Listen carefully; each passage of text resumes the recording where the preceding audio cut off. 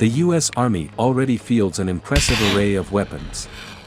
But as the U.S. Army prepares itself for potential conflicts against high-tech Russian and Chinese armies, the Army is working on a slew of new systems ranging from tanks to missiles.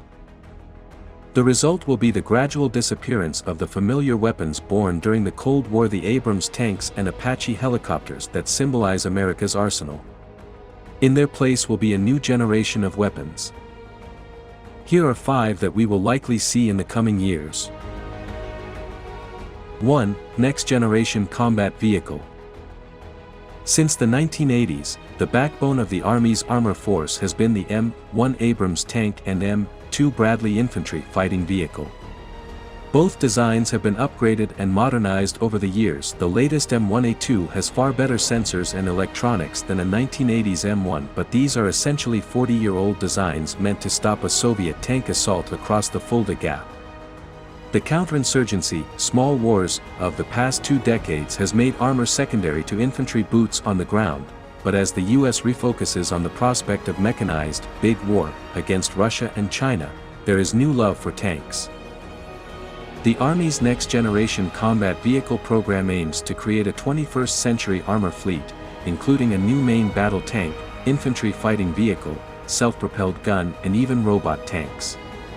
The defense industry is pitching several designs, such as BAE's Swedish-designed CV-90 infantry carrier.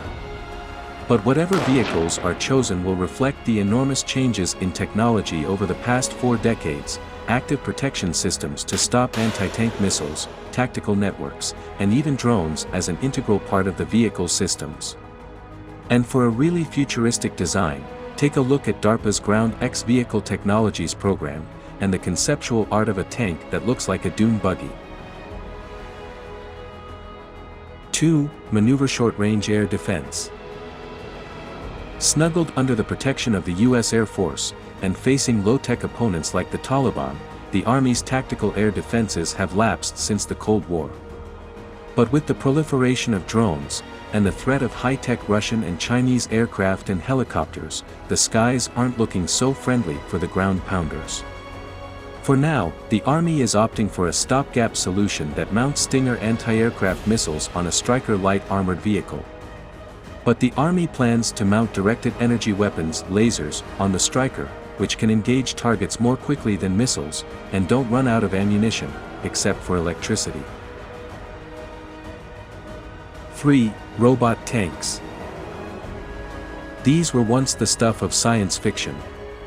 But the fact that the U.S. Army has a program called Optionally Manned Fighting Vehicle attests to the rise of the machine.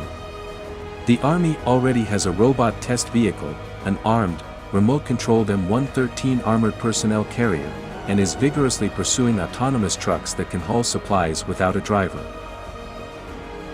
4. Future Vertical Lift.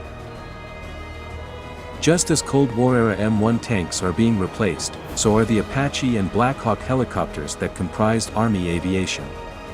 The Future Vertical Lift program aims to develop a family of new helicopters, including an attack/reconnaissance machine.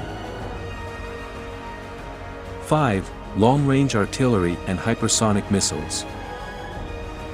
Accustomed to plentiful air support from the Air Force, the Army's artillery has lagged behind that of Russia, which is fielding several new howitzers.